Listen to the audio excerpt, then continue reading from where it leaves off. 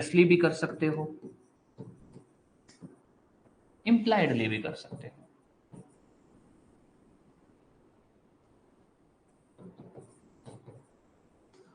वो कह सकते हैं कि भाई एब्सोल्यूट भी हो सकता है, कंडीशनल भी हो सकता है। उसके अलावा एक्सप्रेस, इम्प्लाइड, एब्सोल्यूट, कंडीशनल, हाँ ओरल में भी हो सकता है, राइटिंग में भी हो सकता है। उसके अलावा कुछ भी ऐसा ओरल हो गया, हाँ प्रेजेंट गुड्स को लेकर भी हो सकता है और फ्यूचर गुड्स को लेकर भी हो सकता है। अब ध्यान देना, लास्ट क्लास में अपने ने जो पढ़ा था, अपने ने बेसिक बात समझी थी भाई कॉन्ट्रैक्ट क्या होता है, एग्रीमेंट क्या होता है और कॉन्ट्रैक्ट कैसे हो सकता है, मतलब अपने ने मोटा मोटी बात पढ़ी थी। अब ध्यान देना, याद करने का तरीका सिंपल सा है कि भाई जो भी तरीका, मतलब कानून ने कहा है भाई जैसे भी आप सोच सकते हो कॉन्ट्रैक्ट होने का, ओरली, राइटिंग, या फिर पार्टीज की कंडक्ट, कंडक्ट मतलब इंटेंशन, ना तो किसी ने कुछ बोला, ना लिखित में कुछ बात हुई, ना बोल के कुछ बात हुई, बस पार्टीज के कंडक्ट से लग रहा है कि कॉन्ट्रैक्ट हुआ है। मैंने आपको फॉर एग्जाम्पल मोबाइल भेजा, आपने मुझे उसके एवज में पैसे भेज दिए, बात खत्म। ना तो मैंने आपको कुछ बोला, ना आपने मुझे कुछ बोला, इम्प्लाइड कॉन्ट्रैक्ट। एक्सप्रेस, बोला या लिखित में कॉन्ट्रैक्ट हुआ। एब्सोल्यूट का मतलब होता है कि भाई कोई कंडीशन नहीं है, मैंने कहा 100 रुपए मोबाइल बेचूंगा, आपने कहा ठीक है, आपको मैंने मोबाइल दिया और आपने मुझे पैसे दिए, बात खत्म। कंडीशन ऐसी होती है अगर उसमें कोई कंडीशन लगा रखी है, जैसे मैंने बोला कि भाई मैं आपको इतनी तारीख को मोबाइल बेचूंगा, मैं आपको भाई अगर कल बरसात होती है तभी ये मोबाइल बेचूंगा, कुछ भी कंडीशन लगा रखी है, किसी भी इवेंट पे, किसी भी इवेंट या किसी चीज के होने पे कॉन्ट्रैक्ट लागू होगा, ऐसा कुछ लिख रखा है, वो कंडीशनल होता है। इसका एक दूसरा नाम भी होता है वेस्टेड कॉन्ट्रैक्ट, कंटिंजेंट कॉन्ट्रैक्ट। तो ध्यान दे देना कि जो कॉन्ट्रैक्ट फॉर सेल होते हैं वो वेस्टेड भी हो सकते हैं, कंटिंजेंट भी हो सकते हैं, मतलब एब्सोल्यूट भी हो सकते हैं और कंडीशनल भी हो सकते हैं। अब आ जाइए आगे, ओरल, राइटिंग वही एक्सप्रेस इम्प्लाइड के पार्ट, सॉरी एक्सप्रेस के पार्ट है। एक्सप्रेसली अगर होता है तो चाहे तो ओरली कर लो कॉन्ट्रैक्ट, चाहे राइटिंग में कर लो। देन दिस पॉइंट इंपॉर्टेंट है, कॉन्ट्रैक्ट जो होता है वो प्रेजेंट गुड्स और फ्यूचर गुड्स दोनों का हो सकता है। मतलब कि मेरे पास अभी मोबाइल है और अभी मैं आपको बेच रहा हूं, प्रेजेंट गुड्स। मेरे पास मोबाइल अभी नहीं है, फ्यूचर गुड्स की डेफिनेशन याद कर लो, सेक्शन 2 सबसेक्शन 6 जो बोलता है कि फ्यूचर गुड्स का मतलब क्या होता है, वो गुड्स जो सेलर के पास अभी नहीं है, उसको बेचने की बात कर रहा है कि भैया अभी तो नहीं है, 4 दिन बाद मेरे पास आ जाएगा, फिर मैं तुमको दे दूंगा। नॉर्मली जैसे अपने दुकानों पे जाते हैं, उनके पास कोई चीज नहीं होती तो अपने क्या करते हैं, उनको पैसा दे आते हैं कि यार, वो कहता है भाई 4 दिन बाद स्टॉक आ जाएगा, माल आ जाएगा, तब ले जाना। तो अपने उसको पैसे दे देते हैं, सामान खरीद लेते हैं और उसको बोलते हैं जिस दिन वो स्टॉक आएगा उस दिन मुझे दे देना। दैट इज फ्यूचर गुड्स, कि अभी तक सेलर के पास भी वो चीज नहीं है, सेलर भी अभी वो बनाएगा या फिर कहीं से मंगवाएगा। That is future goods. तो कॉन्ट्रैक्ट जो है फ्यूचर गुड्स का भी हो सकता है और कॉन्ट्रैक्ट जो है प्रेजेंट गुड्स का भी हो सकता है, तो ये चीज ध्यान रख लेना। तो अगर आपसे पूछे कॉन्ट्रैक्ट फॉर सेल कैसे हो सकता है, contract for cell absolute, conditional कुछ भी हो सकता है, ओरली, राइटिंग कुछ भी हो सकता है, प्रेजेंट गुड्स, फ्यूचर गुड्स कोई भी हो सकता है। और ये प्रेजेंट गुड्स फ्यूचर गुड्स वाली बात बोली गई है सेक्शन 6 के अंदर। सेक्शन 6 के अंदर कोई भी डाउट अभी तक किसी भी तरह का कुछ पूछना है तो पूछ सकते हो।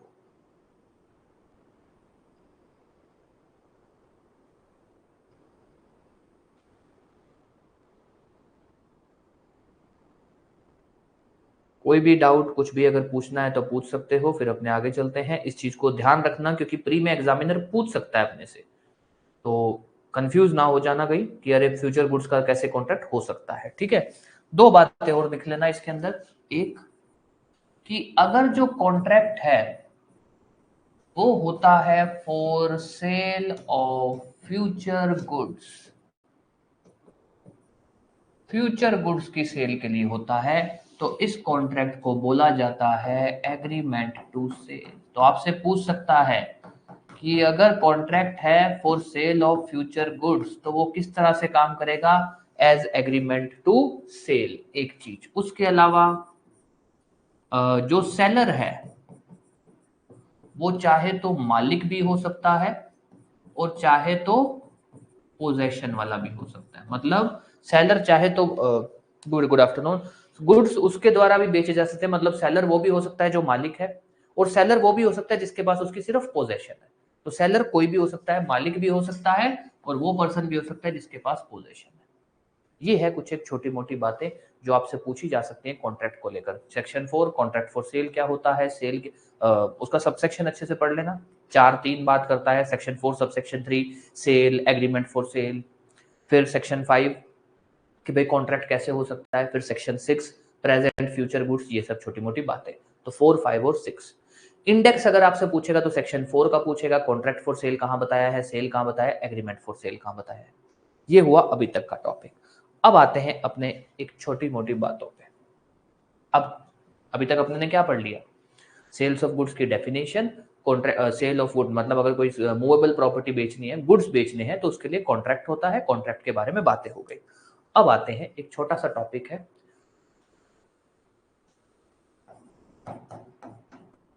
इफ गुड्स डैमेज्ड और डिस्ट्रॉयड। देखो दो सिचुएशन हो सकती है। मैंने आपके साथ अभी कॉन्ट्रैक्ट किया कि यार मैं आपको मोबाइल बेच रहा हूं, मोबाइल मेरे पास नहीं था, मेरी दुकान पे रखा हुआ है। मैंने कहा यार मैं आपको मोबाइल बेच रहा हूं, मेरी दुकान पे रखा हुआ है। और जिस समय मैं कॉन्ट्रैक्ट कर रहा हूं ना, और मैं ये नहीं कह रहा हूं आगे आपको कल परसों या फ्यूचर टाइम, नहीं, मैं कह रहा हूं अभी दे रहा हूं पे मोबाइल, बस दुकान जा रहा हूं और आपको पकड़ा दूंगा, तो कॉन्ट्रैक्ट ही है, तुरंत ही सब कुछ ट्रांजेक्शन हो रही है इसके अंदर। कॉन्ट्रैक्ट के समय मुझे नहीं पता था कि मैं जिस चीज की बेचने की बात कर रहा हूं वो चीज तो डैमेज ही हो गई, डिस्ट्रॉय ही हो गई। या मैं बोलूं कि भाई वो चीज तो डिलीवर कर ही नहीं सकता मैं, किसी भी वजह से बोल दो डैमेज हो गई, डिस्ट्रॉय हो गई, मेरे पास है ही नहीं, मेरे को नहीं पता थी ये बात, तब उस कॉन्ट्रैक्ट को हम क्या बोलेंगे। एक दूसरी सिचुएशन क्या हो सकती है, एग्रीमेंट फॉर सेल। मैंने कहा कि भैया 4 दिन बाद मेरे पास चीज आ जाएगी और 4 दिन बाद आप ले लेना, आप मुझे पैसा देंगे। अब मैंने कहा 4 दिन बाद चीज आ जाएगी, 4 दिन बाद वो सामान तो मेरे पास आया पर वो सामान डैमेज आया कि अब मैं दे ही नहीं सकता आपको, तो इसको हम क्या बोलते हैं, एग्रीमेंट फॉर सेल। तो दो सिचुएशन बनती है गुड्स डैमेज के केस में। एक कि भाई गुड्स डैमेज थे at time of contract, contract की जो सिचुएशन थी, कॉन्ट्रैक्ट का मतलब तुरंत जो ट्रांसफर होना था उसी समय गुड्स डैमेज थे, तब कॉन्ट्रैक्ट का क्या होगा।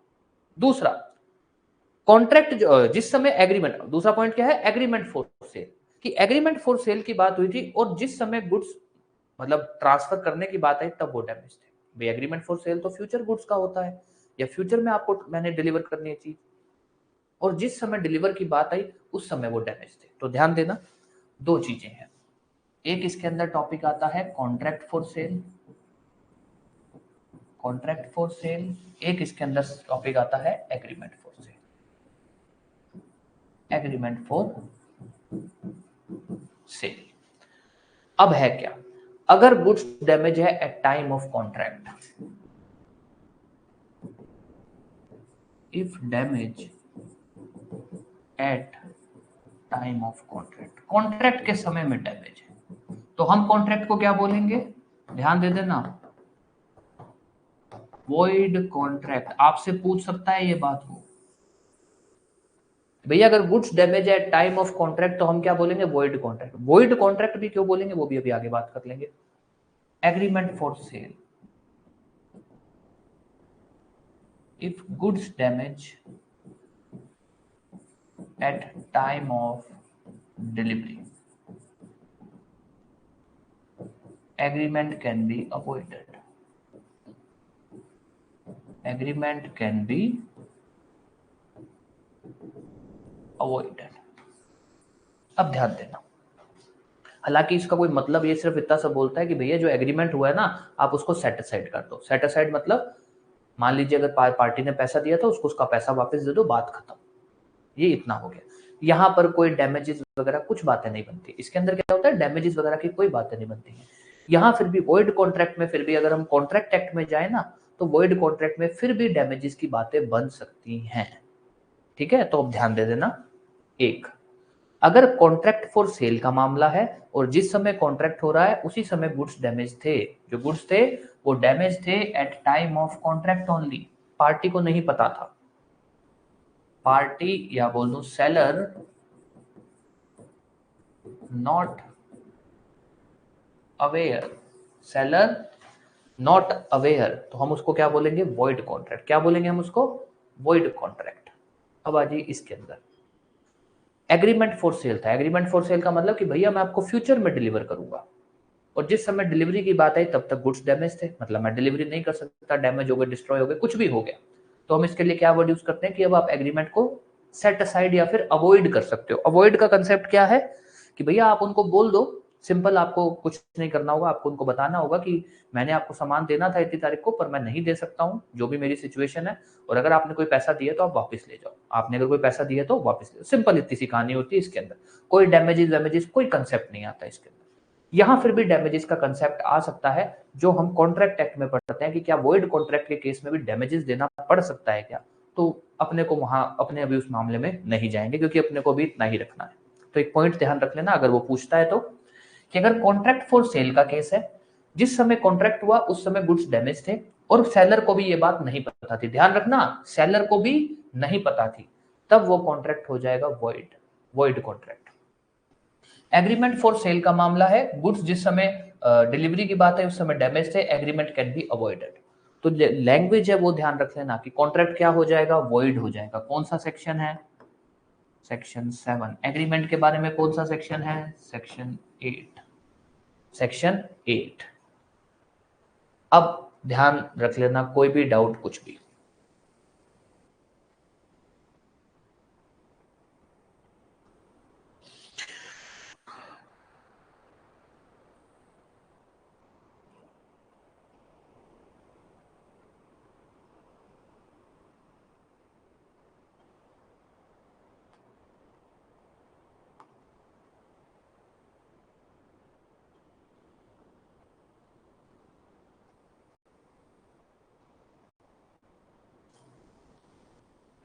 ठीक है, अब एक बात ध्यान रख लेना, याद जो तरीका है कि आप कंफ्यूज, क्वेश्चन बता देता हूं आपसे वो क्या पूछेगा, कि अगर कॉन्ट्रैक्ट फॉर सेल के समय में जो गुड्स थे वो डैमेज थे एट टाइम ऑफ कॉन्ट्रैक्ट, और ये बात सेलर को नहीं पता थी, या फिर वो ऐसे बोल देगा शॉर्ट में कि अगर कॉन्ट्रैक्ट फॉर सेल के समय में, जिस समय कॉन्ट्रैक्ट हुआ उस समय गुड्स डैमेज थे, कॉन्ट्रैक्ट क्या होगा, आपके पास ऑप्शन आएंगे,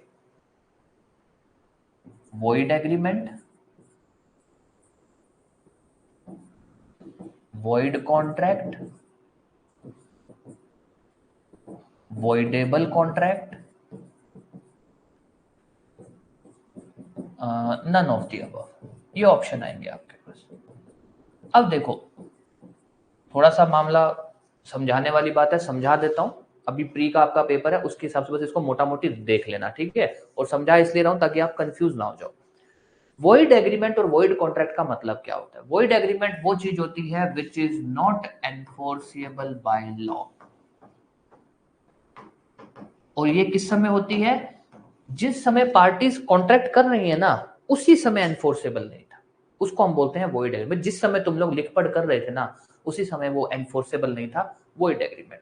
वॉइड कॉन्ट्रैक्ट हम कब बोलते हैं कि भैया जिस समय लिख पढ़ हो रही थी ना, जिस समय कॉन्ट्रैक्ट हो रहा था उस समय तो कोई दिक्कत नहीं थी, बाद में कुछ ऐसा हो गया कि जो एग्रीमेंट है वो लागू नहीं हो सकता, किसी भी कानूनी पचड़े की वजह से, पार्टी की वजह से, कुछ भी इंसिडेंट हो गया कि अब कानून कॉन्ट्रैक्ट हो नहीं सकता, तो वॉइड एग्रीमेंट तो हम क्या बोलते हैं, enforceable by law at time of at time of agreement, ठीक है।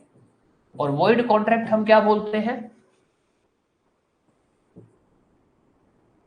Valid at time of agreement, या कॉन्ट्रैक्ट बोल दो, लेटर बिकम्स अनएनफोर्सिएबल। अब ध्यान देना, ये क्या कंसेप्ट है, ये कहता है भैया ऐसा है, वॉइड एग्रीमेंट तो होता है जिस समय पार्टीज एग्रीमेंट कर रहे थे उसी समय वो कानून द्वारा लागू नहीं था। वॉइड कॉन्ट्रैक्ट क्या होता है, जिस समय एग्रीमेंट हुआ ना उस समय तो वो लागू था, बाद में कुछ इंसिडेंट हो गया, कोई कानून बदला गया या कोई इवेंट हो गया, कोई मिस हैपनिंग हो गई जिसकी वजह से कॉन्ट्रैक्ट नहीं हो सकता। अब इस पॉइंट पे आओ, ये क्या कह रहा है कि भैया कॉन्ट्रैक्ट हुआ है, कॉन्ट्रैक्ट हुआ है, और ध्यान देना सबसे पहला पॉइंट, लॉ खुद कह रहा है कॉन्ट्रैक्ट हुआ है, लॉ खुद कह रहा है कॉन्ट्रैक्ट हुआ है, तब वो वॉइड एग्रीमेंट में कैसे लेके जा सकता है। जब लॉ खुद ही कह रहा है कि भैया कॉन्ट्रैक्ट हुआ है तो आप वॉइड एग्रीमेंट में कैसे लेके जा सकते हो, एक चीज। दूसरी चीज ध्यान देना कि हम इसको वॉइड कॉन्ट्रैक्ट क्यों बोलते हैं, जिस समय कॉन्ट्रैक्ट हुआ है ना उस समय पार्टीज को नहीं पता था कि गुड्स डैमेज है, उस समय तो पार्टीज के हिसाब से क्या था कि भैया सामान है, सामान है। वो तो बाद में पार्टी को पता लगा कि अरे यार ये तो सामान है ही नहीं अपने पास, सामान तो डैमेज है। जिस समय कॉन्ट्रैक्ट हुआ उस समय पार्टी को नहीं पता था, बाद में पता लगा। तो इसीलिए कहा गया कि भैया जिस समय ये कॉन्ट्रैक्ट हुआ ना उस समय तो पार्टीज के हिसाब से सही है, कोई दिक्कत ही नहीं है। ये तो बाद में इवेंट हुआ है जिसकी वजह से अब ये कानून जो ये कॉन्ट्रैक्ट है वो लागू नहीं हो सकता, इसीलिए हम इसको बोलते हैं वॉइड कॉन्ट्रैक्ट। इंपॉर्टेंट पॉइंट है, ध्यान दे देना कि अगर गुड्स डैमेज है, कॉन्ट्रैक्ट फॉर सेल में क्या सीन होगा और एग्रीमेंट फॉर सेल में क्या सीन होगा। ठीक है, इस पॉइंट को अच्छे से पढ़ लेना। अब आते हैं अपने अगले पॉइंट पे, कोई भी डाउट कुछ भी किसी भी तरह का। अब आते हैं प्राइस। गुड्स डैमेज को लेकर 2 ही सेक्शन है, सेक्शन 7, सेक्शन 8। अब आ जाइए प्राइस को लेकर, सेक्शन 9, सेक्शन 10। सेक्शन 9 और सेक्शन 10, हाँ जी बिल्कुल, ये दो।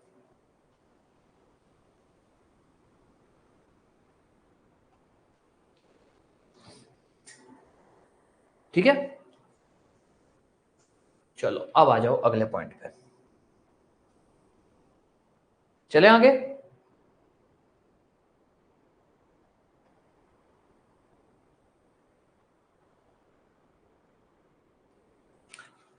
लो भाई, अब आ जाओ प्राइस। कहां बताया गया है, प्राइस क्या होता है, प्राइस कौन फिक्स करेगा, ये सब कुछ बातें अपने पढ़ेंगे। तो प्राइस का मतलब होता है जो कंसीडरेशन होता है ना, जो कंसीडरेशन होता है फॉर कॉन्ट्रैक्ट ऑफ सेल। अब कंसीडरेशन क्या होता है जी, कंसीडरेशन का मतलब होता है जो रिटर्न में मिलता है।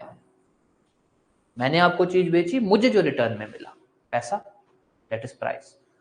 ठीक है, तो जो भी रिटर्न में मुझे मिलता है जब मैं आपको चीज बेचता हूं, हो सकता है आप मुझे पैसा दे रहे हो सकता है आप मुझे रिटर्न में कोई सामान ही दे रहे हो जिसकी कोई वैल्यू होगी मार्केट में, कुछ भी, दैट इज कंसिडरेशन। तो प्राइस हम क्या बोलते हैं, जो भी कंसिडरेशन होता है, जो भी सेलर को चीज रिटर्न में मिलती है for sale, that is price.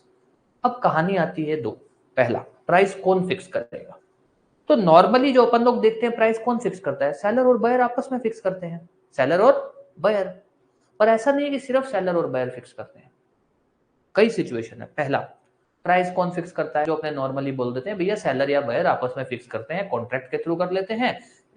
एक, दूसरा, अगर नहीं फिक्स किया तो सेलर ने कोई चीज, मान लो मैंने आपको मोबाइल डिलीवर किया, कोई मैंने अपने में कोई प्राइस की बात नहीं हुई थी, मैंने आपको मोबाइल डिलीवर किया, अब आपको मेरे को उस चीज का पैसा देना है, तो आप तो कितना भी दे दोगे, आप 1 रुपए दे दोगे। तो कानून कहता है ऐसे थोड़ी होगा यार, अगर प्राइस फिक्स नहीं किया है पार्टीज ने तब कितना प्राइस माना जाएगा, 2।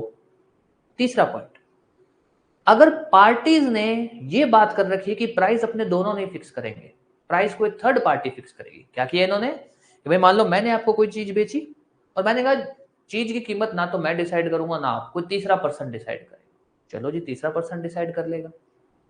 अब अगर वो तीसरा पर्सन डिसाइड करता है तो वो प्राइस हो जाएगा, पर अगर वो तीसरा पर्सन डिसाइड नहीं करता, किसी भी वजह से मान लो करता नहीं है या डिसाइड कर नहीं पाता, कुछ भी मान लो, तब क्या होगा। तो ये 3 पॉइंट अपने पढ़ेंगे। प्राइस क्या होता है, कंसीडरेशन होता है। अब आते हैं fixing of price. Fixing of price, price fix 2 तरीके से हो सकता है, या तो पार्टीज खुद से कर सकती हैं या फिर बाय थर्ड पार्टी। अब ध्यान देना, जो प्राइस पार्टीज फिक्स करती है ना, सेक्शन 9, और जो थर्ड पार्टी फिक्स करती है सेक्शन 10। जो प्राइस पार्टी फिक्स करती है सेक्शन 9 और जो प्राइस थर्ड पार्टी फिक्स करती है वो क्या होगा, सेक्शन 10। अब आ जाइए पॉइंट पे ध्यान देना। पार्टीज के बारे में वैसे तो अपने एग्जाम पॉइंट ऑफ व्यू से थोड़ा ही देखना है, बट बात कर लेते हैं। पार्टीज जो प्राइस फिक्स करती हैं वो कैसे भी कर सकती है, कॉन्ट्रैक्ट के थ्रू एक फिक्स अमाउंट लिख सकती हैं, या फिर ऐसे कर सकती हैं कि भैया एक इवेंट होगा, उस इवेंट पे डिपेंड होगा प्राइस, कुछ भी जैसा उनको इच्छा करे। पार्टीज एक्सप्रेसली कॉन्ट्रैक्ट के थ्रू जो उनको तरीका अच्छा लगे उस हिसाब से प्राइस फिक्स कर सकती है, वो तो बेसिक हो गया। तो अब आते हैं, पार्टीज प्राइस फिक्स करती हैं, पार्टीज कैसे फिक्स करती हैं, कॉन्ट्रैक्ट से। कॉन्ट्रैक्ट से पार्टीज प्राइस कैसे फिक्स करती हैं, कॉन्ट्रैक्ट से। अब मामले की बात आती है, अगर पार्टीज ने प्राइस फिक्स नहीं किया तो, इफ नो प्राइस फिक्स्ड, अगर पार्टीज ने प्राइस ही नहीं फिक्स कर रखा तो हम बोलते हैं क्या होगा, रीजनेबल प्राइस। क्या होगा, रीजनेबल प्राइस। अब आपसे जो पूछा जा सकता है, कौन सा सेक्शन प्राइस के बारे में बात करता है, सेक्शन 9। कौन सा सेक्शन बात करता है कि पार्टीज प्राइस फिक्स करेंगी, सेक्शन 9। उसके बाद अगर पार्टीज ने प्राइस फिक्स नहीं किया तो क्या होगा, रीजनेबल प्राइस। क्या होगा, रीजनेबल प्राइस। ठीक है, कोई भी डाउट, कुछ भी इसके अंदर। अब आते हैं अगला थर्ड पार्टी की, भाई थर्ड पार्टी जो है वो कैसे प्राइस को फिक्स कर सकते हैं।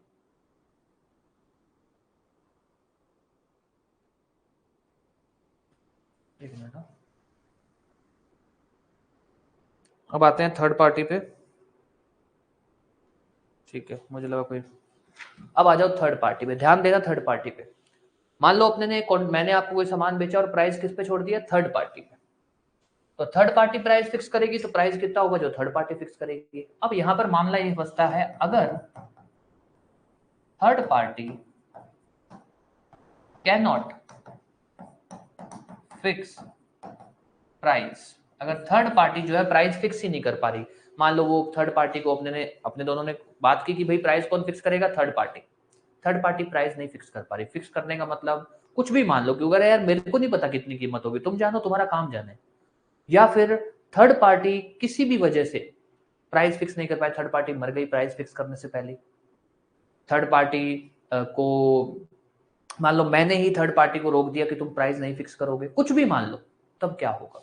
तो अगर थर्ड पार्टी प्राइस नहीं फिक्स कर पाती है तो जो कॉन्ट्रैक्ट होगा वो अवॉइड हो सकता है, कैन बी अवॉइडेड। अवॉइडेड का मतलब सेट असाइड, आप मेरे को मेरी चीज वापस दे दोगे, बस मैंने आपको चीज बेची थी, थर्ड पार्टी फिक्स करेगी, थर्ड पार्टी ने नहीं फिक्स किया, आप मेरे को मेरी चीज वापस दे देना, आप मेरे को मेरी चीज वापस दे देना। अब ध्यान देना, थोड़ी सी चीज कॉम्प्लिकेट होगी, पहले इसको समझ लो।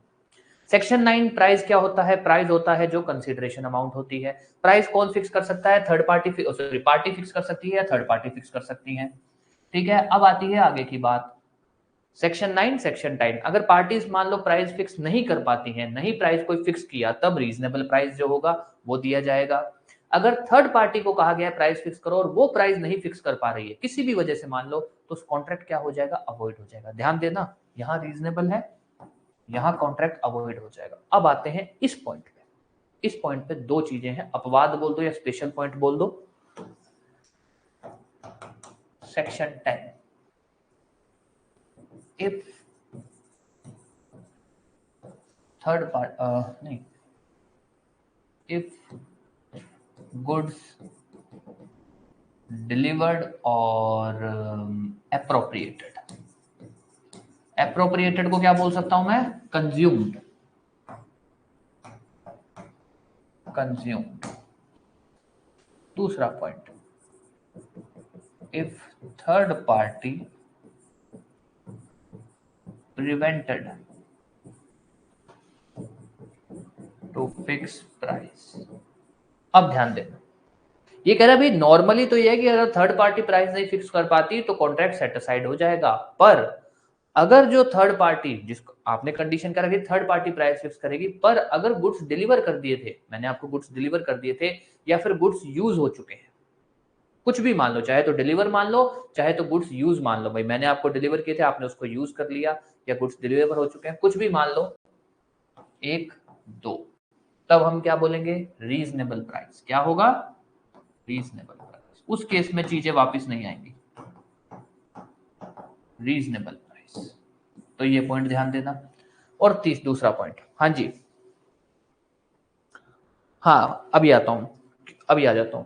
ये क्या बोलता है कि अगर थर्ड पार्टी को, मान लो मैंने आपको सामान बेचा और मैंने कहा कि यार थर्ड पार्टी प्राइस फिक्स करेगी, ठीक है। अब मुझे ये था कि यार थर्ड पार्टी प्राइस फिक्स ना करे, कॉन्ट्रैक्ट सेटिस्फाइड हो जाए, मुझे मेरी चीज वापस मिल जाए, ठीक है। मैंने थर्ड पार्टी को कहा कि देख तुझे प्राइस नहीं फिक्स करना, चाहे तो प्यार से, मार से, डरा के, धमका के, कैसे भी, मैंने थर्ड पार्टी को प्राइस नहीं फिक्स करने दिया, तब क्या होगा, party affected be entitled to damages. अगर सेलर या बायर में से कोई भी एक जना थर्ड पार्टी को प्राइस फिक्स नहीं करने देता, जिसकी वजह से दोनों में से किसको भी नुकसान होगा, तो डैमेजेस पे किए जाएंगे। मैंने थर्ड पार्टी को रोका कि प्राइस फिक्स ना करे, जिसकी वजह से आपको नुकसान हुआ, तो मैं आपको डैमेजेस पे करूंगा। तो ध्यान दे देना, अभी इसका एग्जांपल दे देता हूं, ध्यान दे देना। नॉर्मल प्राइस कौन फिक्स करेगा, पार्टी या फिर थर्ड पार्टी? पार्टीज अगर प्राइस फिक्स करती हैं तो वही प्राइस होगा, पर अगर उन्होंने प्राइस फिक्स नहीं किया तो रीजनेबल प्राइस होगा। थर्ड पार्टी अगर प्राइस फिक्स करती है तो वही प्राइस होगा, पर अगर थर्ड पार्टी प्राइस नहीं फिक्स कर पा रही है तो कॉन्ट्रैक्ट सेट असाइड हो जाएगा। ये जनरल रूल है। अब कॉन्ट्रैक्ट सेट असाइड कब नहीं होगा? अगर गुड्स डिलीवर हो चुके हैं या फिर गुड्स कंज्यूम, एप्रोप्रिएट बोल दो, यूज बोल दो, हो चुके हैं, तब तो रीजनेबल प्राइस दिया जाएगा, जो भी बायर होगा वो सेलर को। और अगर थर्ड पार्टी को सेलर या बायर में से कोई भी रोकता है टू फिक्स प्राइस, तब फिर जो भी जिसने भी रोका है ना, जिसने भी थर्ड पार्टी को रोका है, वो डैमेजेस पे करेगा, वो जो है डैमेजेस पे करेगा। ठीक है, ये एक चीज ध्यान दे देना। अब आ जाइए थर्ड पार्टी का example.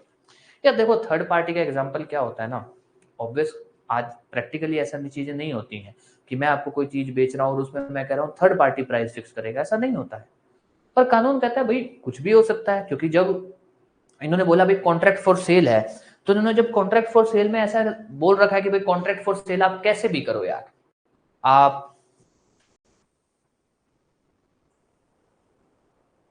Contract for cell absolute करो, कंडीशनल करो। कंडीशनल मतलब कंडीशन डालो, आप लिखो कि भाई अगर कल बरसात होती है, जैसे मान लो मैं आपको मोबाइल बेचता हूं और मैं लिख देता हूं कि अगर कल बरसात होती है तब तो मैं आपको चीज दूंगा 100 रुपए में, और अगर कल बरसात नहीं होती तब 1000 रुपए में दूंगा। मेरी इच्छा, मैंने डाल दी कंडीशन। अगर कल बरसात हुई तो 100 रुपए में दूंगा, नहीं हुई तो 1000 रुपए में दूंगा। This is condition. तो कानून ने कहा भैया पार्टीज कुछ भी कंडीशन डाल सकती हैं। जैसे चलो अपने इंडिया में तो ऐसा नहीं होता है, अपने इंडिया वाले तो भैया कोई भी सामान बेचता है तो प्राइस अपना ही रखता है, पर फॉरेन में फिर भी एक ना कमर्शियल ट्रांजैक्शंस बहुत अलग अलग तरीके की होती हैं। जैसे फॉरेन में क्या होता है कि मान लो मैं ये पानी की बोतल लेने गया, ठीक है, मैंने कहा ये पानी की बोतल कितने की, उसने कहा भाई पानी की बोतल फॉर एग्जाम्पल 1000 रुपये। मैंने कहा यार महंगी है। उसने कहा एक काम करते हैं, ना तेरा ना मेरा, अपने वैल्यूअर, वहां पे होते हैं वैल्यूअर और ये सब, जैसे वो क्या पॉन शॉप या क्या नाम होती है उसकी, ठीक है, तो वहां पर होते हैं वैल्यूअर जहां पर ये एंटीक आइटम्स चीजें होती हैं, ठीक है, तो वैल्यूअर रखे जाते हैं। उसने मान लो ऐसे कह दिया एक काम करते हैं, ना तेरा ना मेरा, वैल्यूअर बुला लेते हैं, वैल्यूअर जो बोलेगा ना वो प्राइस होगा। अब वो लोग करते हैं ऐसा, और अपन लोगों ने भी जो कानून लिखे हैं वो लिखे तो कहीं ना कहीं से उन्हीं लोगों से अपने ने चीजें अडॉप्ट की हैं कि अच्छा वहां पर कैसा होता है, और जो ये सेल्स ऑफ गुड्स है, कॉन्ट्रैक्ट है, ये सब कमर्शियल ट्रांजैक्शन है। तो ऐसा नहीं कि थर्ड पार्टी का कॉन्ट्रैक्ट हो नहीं सकता, हो सकता है। मैंने आपको कोई चीज बेची और मैं उसमें कह देता हूं कि आप ना तो मैं प्राइस फिक्स करूंगा, ना आप एक वैल्यू और प्राइस फिक्स करेगा। फॉर एग्जाम्पल, आपके शहर में संडे मार्केट या फिर ये सेकंड हैंड बाइक स्कूटीज इनका मार्केट लगता होगा, ठीक है, आपने एक सेकंड हैंड स्कूटी बेचनी है, मैंने खरीदनी है। आप कहते हो, मैंने कहा कितने रुपए की, आपने कहा भैया 50,000। मैंने कहा यार ज्यादा है 50 तो। आपने कहा एक काम करते हैं, संडे आने वाला, भाई मान लो आज फ्राइडे, फ्राइडे हो गया ना, आज फ्राइडे है, संडे आने वाला है, संडे बाजार लगेगा, अपनी स्कूटी वहां ले चलते हैं, वहां पर काफी लोग होते हैं, वैल्यूअर होते हैं, ठीक है, अपने वहां ले चलते हैं, वो लोग जो वैल्यूएशन लगाएंगे ना उतना दे देना। अब कॉन्ट्रैक्ट हो गया, और ऐसा कॉन्ट्रैक्ट हो सकता है, कोई बड़ी बात नहीं है। या नॉर्मली ऐसा भी होता है कि चल अपने मार्केट दुकान मैकेनिक के पास ले चलते हैं, वो बता देगा कि कितने की कीमत है, जितना वो बोले उतने दे देना। तो वहां पर वैल्यू किसने फिक्स की, मैकेनिक ने। सेम संडे मार्केट में वैल्यू किसने फिक्स की, संडे मार्केट वाले ने। अब मान लो उसने बोल दिया कि हाँ भैया 40,000 है, आपने बोला था कि जितना वैल्यू और फिक्स करेगा, उसने 40,000 फिक्स की, ये लो जी 40,000 वही प्राइस होगा, क्योंकि आपने और मैंने कॉन्ट्रैक्ट किया था कि जो थर्ड पार्टी फिक्स करेगी। तो ये होते हैं नॉर्मली, ऐसे एग्जाम्पल होते हैं जो अपन लोग नहीं गौर करते हैं। भाई गौर नहीं करते क्या, अपन लोग मानते नहीं है। जैसे बाइक वगैरह, गाड़ी वगैरह जब बेचने की बातें होती है ना सेकंड हैंड, तो आदमी क्या करता है कि यार एक काम करते हैं, मैकेनिक के पास ले चलते हैं, वो जितनी कीमत बताएगा। मैकेनिक ने जो कीमत बताई, पार्टीज उसमें मानती हैं तो वो कीमत हो जाती है, नहीं मानती तो फिर भैया वो पार्टीज जाने, उनका काम जाने। ठीक है,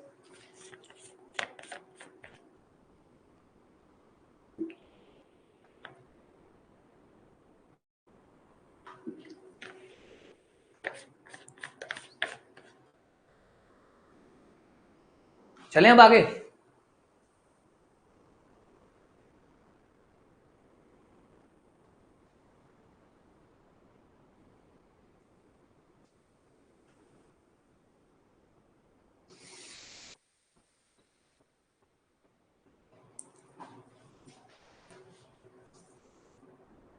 चलो अब आ जाओ टॉपिक पे, ध्यान दे दो एक बार। प्राइस को लेकर हो गया, कॉन्ट्रैक्ट फॉर सेल अपने ने पढ़ लिया, प्राइस की बात हो गई, प्राइस को लेकर अपने ने बात कर ली कि भैया प्राइस कौन फिक्स करेगा, पार्टीज फिक्स करेंगे, थर्ड पार्टी, सेक्शन 9 और सेक्शन 10। अब आ जाओ एक टॉपिक पे। 9 हो गया, 10 हो गया, हाँ ठीक है।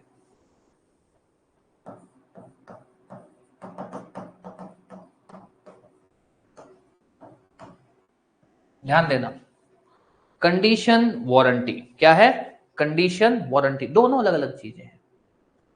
कंडीशन हम, वैसे कंडीशन का मतलब तो ये होता है एक तरह की मतलब कानून वाले क्या करते हैं, जो आपकी बेयर एक्ट उसमें क्या वर्ड लिखा हुआ है, स्टिपुलेशन। स्टिपुलेशन का भी मतलब होता है कंडीशन। तो कंडीशन तो हम, मान लो मैंने आपको कोई चीज बेची, उसमें 10 बातें लिखी कि ऐसे होगा, ये होगा, वो होगा, आप मेरे को इस समय डिलीवर करोगे वो। तो कंडीशन तो हम उन टर्म्स एंड कंडीशन को बोलते हैं जो अगर ब्रीच होती है या जो अगर कोई पार्टी फुलफिल नहीं करती तो कॉन्ट्रैक्ट सेट असाइड हो सकता है, मतलब कैंसिल हो सकता है।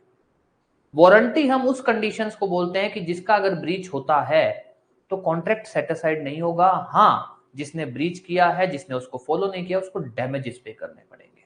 तो कंडीशन हम किन टर्म्स एंड कंडीशन को बोलते हैं, जिनके बेसिस पे आप कॉन्ट्रैक्ट को सेट असाइड कर सकते हो।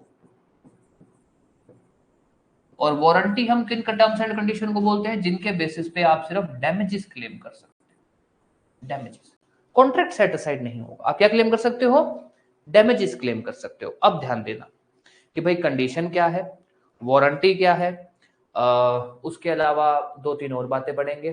ठीक है, तो अब अपने जो टॉपिक पढ़ेंगे, what is condition, what is warranty, how determine, कैसे पता लगेगा कि कोई टर्म्स एंड कंडीशन जो है वो क्या कहते हैं, कंडीशन है या वारंटी है। When condition is deemed as warranty, मतलब कंडीशन को कब वारंटी माना जाएगा। अब ध्यान देना, ये इसमें इंपॉर्टेंट है सारा कुछ। तो पहली बात ध्यान दे देना, आपका जो कंडीशन और वारंटी का जो सेक्शन है, सब सेक्शन के साथ लिख रहा हूं क्योंकि वो पूछता है कंडीशन कहां बताया गया है, वारंटी कहां बताया गया है। ठीक है, बाकी सब में फिर भी कोई दिक्कत नहीं है, नॉर्मली पढ़ लेना कि सेक्शन 12 बात करता है कैसे डिटरमाइन होगा, सेक्शन 12 बात करता है कंडीशन कब वारंटी है कहां बताया गया है, सेक्शन 13 बात करता है। ये कुछ एक छोटी मोटी सी बातें हैं जो अपने अभी पढ़ेंगे। अब आ जाइए टॉपिक पे, कंडीशन। कंडीशन हम उन टर्म्स एंड कंडीशन को देते हैं, टर्म्स बोल दो या स्टिपुलेशन बोल दो, ठीक है। मेंस के अंदर आपको ये वर्ड याद रखना है, ये लिखना है, ठीक है। उन टर्म्स को बोलते हैं जिनका अगर ब्रीच होता है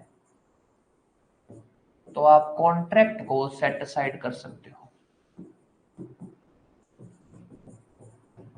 कॉन्ट्रैक्ट को सेट असाइड कर सकते हो। सेट असाइड मतलब अवॉइड कर सकते हो, contract can be set aside, ठीक है। उसके बाद वारंटी,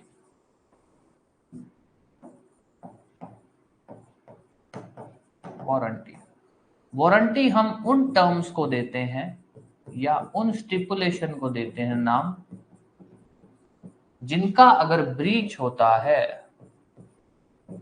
तो जो कॉन्ट्रैक्ट है सेट असाइड नहीं होगा,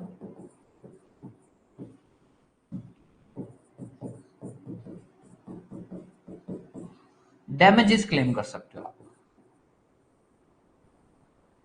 डैमेजेस क्लेम कर सकते हो।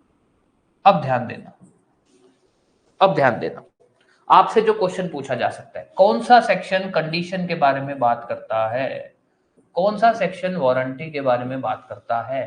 कंडीशन क्या होती है? वो टर्म्स या वो स्टिपुलेशन जिनके ब्रीच पर जो है कॉन्ट्रैक्ट सेट असाइड हो सकता है। सेट असाइड बोल दो, कैंसिल बोल दो, रेप्यूडिएट बोल दो, रेसिंड बोल दो, ये सब। उसके बाद वारंटी क्या होता है? जिनके बेसिस अगर जिन टर्म्स का ब्रीच होता है तो आप सेट असाइड नहीं कर सकते, ये चीज समझ लेना, और डैमेजेस क्लेम कर सकते हो। इन शॉर्ट सिर्फ डैमेजेस, सेट असाइड, ये कंडीशन होती है, ये वारंटी होती है। किसी भी कॉन्ट्रैक्ट फॉर सेल के अंदर क्या कंडीशन है, क्या वारंटी है, कहीं फिक्स नहीं होता है। टोटली केस की सर्कमस्टेंसेस पे, कॉन्ट्रैक्ट की जो लैंग्वेज है उस पर डिपेंड होता है। तो क्या टर्म्स या बोल दूं स्टिपुलेशन कंडीशन है या फिर क्या वारंटी है, ये डिपेंड करता है सर्कमस्टेंसेस पे। किस पे? सर्कमस्टेंसेस बोल दो, फैक्ट्स ऑफ केस बोल दो, इन पे डिपेंड करता है। सर्कमस्टेंसेस या फिर फैक्ट्स ऑफ केस, ये इतना इंपॉर्टेंट नहीं है बट फिर भी ध्यान रख लेना, कुछ फिक्स नहीं है। अब आ जाओ जो इंपॉर्टेंट चीज है, कंडीशन क्या होती है, वारंटी क्या होती है, ये तो हम समझ गए। दो इंपॉर्टेंट बातें हैं। एक,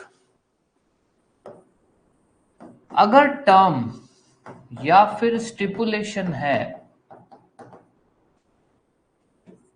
as to time of payment,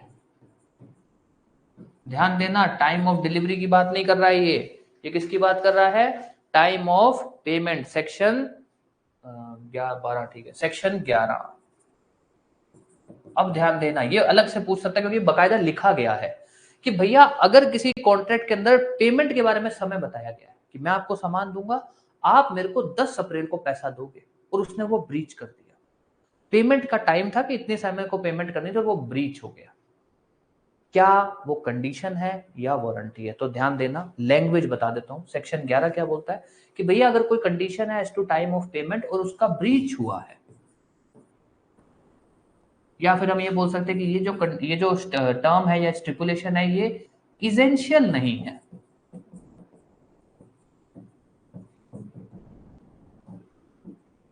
essential नहीं है। इसेंशियल नहीं होने का मतलब क्या है कि आप इसके बेस के पे कॉन्ट्रैक्ट को सेट असाइड नहीं कर सकते, सेट असाइड नहीं कर सकते।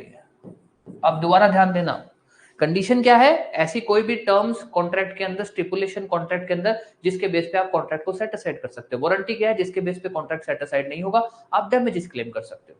वो आपसे ये पूछ सकता है भाई टाइम ऑफ पेमेंट, ध्यान देना, याद रखना, टाइम ऑफ पेमेंट की बात कर रहा है, डिलीवरी की बात नहीं कर रहा। टाइम ऑफ पेमेंट जो है, ऐसी कोई कंडीशन डाली गई है टाइम ऑफ पेमेंट की और उसका ब्रीच हुआ है, क्या कॉन्ट्रैक्ट सेट असाइड हो सकता है? तो बेरेक्ट में जो बोला गया वो थोड़ा अलग सा बोला गया। बेरेक्ट क्या बोलता है कि भैया जो टाइम ऑफ पेमेंट की कंडीशन है ना, वो इसेंशियल नहीं है। इसेंशियल मतलब वो इतनी जरूरी नहीं है कि अगर आपने उसका ब्रीच कर दिया तो कॉन्ट्रैक्ट सेट असाइड हो जाएगा। इन शॉर्ट, जो टर्म होती है as to time of payment, क्योंकि वो एसेंशियल नहीं है तो हम इसको क्या बोल सकते हैं? वारंटी।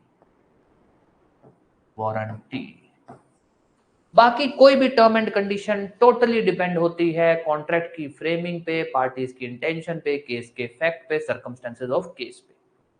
सिर्फ टाइम ऑफ पेमेंट के बारे में यहां बताया गया है कि भैया वो इसेंशियल नहीं होती है। इसेंशियल ना होने का मतलब क्या है कि वो सिर्फ वारंटी होती है, कंडीशन नहीं होती है। इंपॉर्टेंट है, अच्छे से पढ़ लेना। अब आता है last point, when condition can be treated as warranty. Simple सा मतलब ये कहता है कि भाई मान लीजिए ऐसी कोई टर्म है जो अगर आप नॉर्मली किसी भी कॉन्ट्रैक्ट में पढ़ते तो आप बोलते कि यार ये तो इंपॉर्टेंट है, ये इसेंशियल है, इसके बेस पे कॉन्ट्रैक्ट सेट असाइड होना चाहिए अगर आप इसका ब्रीच करते हो तो नॉर्मली आप बोलते। पर कानून कहते हैं नहीं, कुछ सिचुएशन है जिनमें आप उन टर्म्स एंड कंडीशन, हालांकि वो इसेंशियल टर्म एंड कंडीशन है, इन शॉर्ट मैं बोलता हूं कोई भी ऐसी टर्म एंड कंडीशन जो कॉन्ट्रैक्ट के अंदर जरूरी है कि अगर उसका आपने ब्रीच किया तो कॉन्ट्रैक्ट सेट असाइड होगा। तो ये कह रहा है भैया जरूरी तो है, नॉर्मली वो कंडीशन की कैटेगरी में आती पर वो कंडीशन की कैटेगरी में अब नहीं आएगी, वो वारंटी की कैटेगरी में आएगी। यहां सबसे पहला एक पॉइंट ध्यान रख लेना कि सिर्फ कंडीशन को वारंटी मान सकते हो आप, वारंटी कभी भी कंडीशन नहीं मानी जाएगी। कि आप ये बोल दो कि वारंटी भी कंडीशन मानी जा सकती है क्या? नहीं मानी जा सकती। कंडीशन वारंटी में कन्वर्ट हो सकती है, वारंटी कभी कंडीशन में कन्वर्ट नहीं होगी। ये ध्यान दे देना कि आप ये पूछ लो, आपसे ये पूछे कि भाई जो सेक्शन 13 है, ये सेक्शन 13 है, सेक्शन 13 जो है वो कंडीशन को वारंटी में कन्वर्ट करता है, वारंटी को कंडीशन में, सिर्फ कंडीशन को वारंटी में, बड़े से छोटे में करता है, छोटे को कभी बड़े में नहीं लेकर जाता है। इस चीज को पहले ध्यान दे देना। अब आ जाओ पॉइंट पे कि भाई कब मानी जा सकती है, मतलब कब कंडीशन को जो है वारंटी ट्रीट किया जा सकता है। वेव, इलेक्ट और क्या हो गया, डिलीवरी। नहीं, हाँ ठीक है, डिलीवरी। अब ध्यान दे देना, तीन चीजें हैं।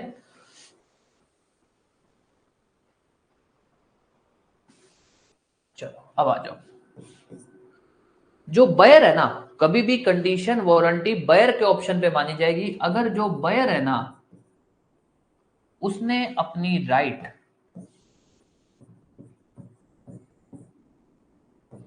ऑफ कंडीशन वेव मतलब रेलिंक्विश, सरेंडर कर दी।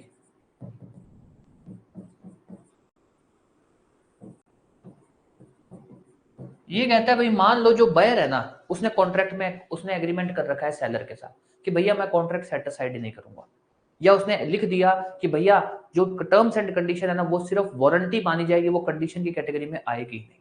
कुछ भी, चाहे तो एक्सप्रेसली बोल दो चाहे इंप्लाइडली बोल दो, अगर बायर ने सेलर के साथ ये एग्रीमेंट कर रखा है, कॉन्ट्रैक्ट कर रखा है कि मैं इस कॉन्ट्रैक्ट को सेट असाइड नहीं करूंगा चाहे कुछ भी हो जाए, या फिर उसने ऐसा बोल रखा है कि जितनी भी कंडीशंस हैं अगर किसी का भी ब्रीच होगा तो सिर्फ डैमेजेस क्लेम होंगे, कॉन्ट्रैक्ट सेट असाइड नहीं होगा। तो अगर बायर ने, ध्यान रखना कौन वेव कर सकता है, बायर। अगर बायर ने अपनी राइट टू कंडीशन जो है या right to set aside contract अगर सरेंडर कर रखी है, फिर चाहे कोई भी टर्म एंड कंडीशन ब्रीच हो हम उसको वारंटी की कैटेगरी में ही लेंगे। दूसरा, इलेक्ट। अगर बायर हैज इलेक्टेड, इलेक्टेड का मतलब क्या है, decided to treat condition as warranty. ये क्या कहता है, ये कहता है भाई ब्रीच हुआ, किसी टर्म एंड कंडीशन का ब्रीच हुआ और उसको जो बायर है वो कंडीशन की तरह ले सकता था, कॉन्ट्रैक्ट को सेट असाइड कर सकता था, पर नहीं, वो कोर्ट में जाता है और बोलता है साहब मेरे को सिर्फ डैमेजेस चाहिए, मुझे कॉन्ट्रैक्ट सेट असाइड ही नहीं करना, मुझे तो सिर्फ डैमेजेस चाहिए।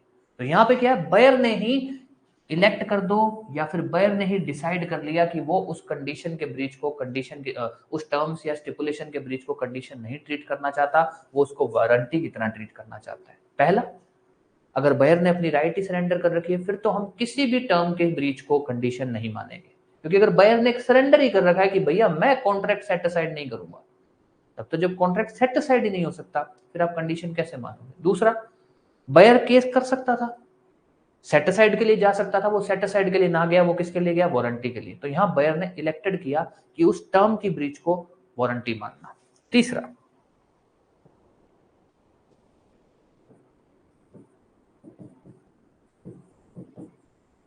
Buyer accepted delivery. कॉन्ट्रैक्ट की जब टर्म या जो भी टर्म या स्टिपुलेशन जो ब्रीच हुई ना, है ना, उसके बाद भी बायर जो है ना उसने एक्सेप्ट कर लिया है डिलीवरी। बायर ने क्या किया है, एक्सेप्ट की है delivery after breach. After breach, अगर आप टर्म की ब्रीच होने के बाद भी सामान की डिलीवरी दे रहे हो, दैट मीन्स आप ये एक इंप्लाइड कंसेंट दे रहे हो कि मैं कॉन्ट्रैक्ट चलाना चाहता हूँ। वही सेम इलेक्शन वाली बात कि मैं कॉन्ट्रैक्ट चलाना चाहता हूँ, तो वहां पर आप डैमेजेस के लिए जा सकते हो कि सर टाइम पे नहीं सामान दिया, ये ब्रीच हुआ, डैमेजेस के लिए जा सकते हो, पर कंडीशन सेट असाइड नहीं कर सकते हो। तो अब ध्यान दे देना, छोटी सी बात है, कंडीशन को कब वारंटी माना जा सकता है, आपसे जो प्री में पूछा जाएगा बता दे रहा हूं। कौन सा सेक्शन बात करता है कि condition can be treated as warranty, section 13। Section 13 किस बारे में बात करता है कि कंडीशन को वारंटी माना जा सकता है, वारंटी को कंडीशन की बात नहीं करता वो। एंड देन कब कंडीशन को वारंटी माना जा सकता है, तीन चीजें हैं। तीन क्या क्या है? पहला, अगर बायर ने अपनी right to set aside contract, जिसको आप बोल सकते हो राइट ऑफ कंडीशन ही वेव कर रखी है। दूसरा, इलेक्शन, अगर बायर ने, जहां पर वो कंडीशन या वारंटी दोनों के लिए जा सकता था, मतलब सेट असाइड के लिए जा सकता था, पर वो सेट असाइड के लिए ना जाकर डैमेजेस के लिए गया है, ही हैज, उसने खुद ये चीज सिलेक्ट की है कि वो टर्म्स की ब्रीच को क्या मानेगा? वारंटी। और तीसरा क्या है? Deemed election. इस डिलीवरी को आप क्या बोल सकते हो? डीम्ड इलेक्शन, कि बायर ने ब्रीच के बाद भी डिलीवरी एक्सेप्ट की है, जिसका मतलब ये है कि उसने इंप्लाइडली ये कंसेंट दे दी है कि भैया मैं सेट असाइड नहीं करना चाहता कॉन्ट्रैक्ट को। तीन कंडीशन है जब कंडीशन, तीन सिचुएशन है जब condition can be treated as breach. अब एक बार कंडीशन वारंटी पे आ जाते हैं। कंडीशन क्या होती है? कोई भी ऐसी टर्म, सेक्शन नंबर ध्यान दे देना 12(2) और 12(3), कोई भी ऐसी टर्म जिसका अगर ब्रीच होता है तो कॉन्ट्रैक्ट जो है सेट असाइड हो सकता है। वारंटी क्या होती है? कोई भी ऐसी टर्म जिसका अगर ब्रीच होता है तो सिर्फ डैमेजेस के लिए क्लेम किया जाएगा। देन कॉन्ट्रैक्ट कंडीशन है या वारंटी है, कैसे डिटरमाइन होगा? केस के फैक्ट पे डिपेंड होता है। पर इसमें एक पॉइंट ध्यान रख लेना, टाइम ऑफ पेमेंट, क्योंकि वो लिखा गया है। टाइम ऑफ पेमेंट एक इजेंशियल टर्म नहीं है। इजेंशियल होने का मतलब क्या है? कि वो हमेशा वारंटी ट्रीट की जाएगी, उसके बेस पे कभी भी कॉन्ट्रैक्ट सेट असाइड नहीं हो सकता। कब कंडीशन वारंटी मानी जाएगी? तीन कंडीशन है, सेक्शन 13 इसके बारे में बात करता है कि भैया वेव, इलेक्शन, डीम्ड इलेक्शन। कोई भी डाउट कुछ भी इसके अंदर किसी भी तरह का, इंपॉर्टेंट है, अच्छे से पढ़ना। कंडीशन कहाँ बताया है, वारंटी कहाँ बताया है, टाइम ऑफ पेमेंट को अच्छे से पढ़ना। सेक्शन 13, कब condition can be treated as warranty, और ये आपका मेंस का भी अच्छा क्वेश्चन है। यस, कोई भी डाउट कुछ भी, फिर अपने आगे चलते हैं।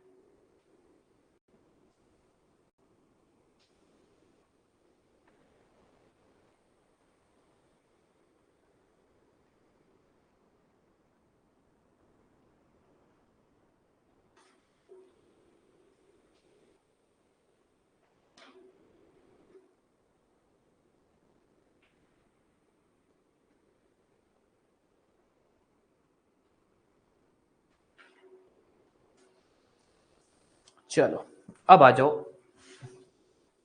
एक मिनट यार,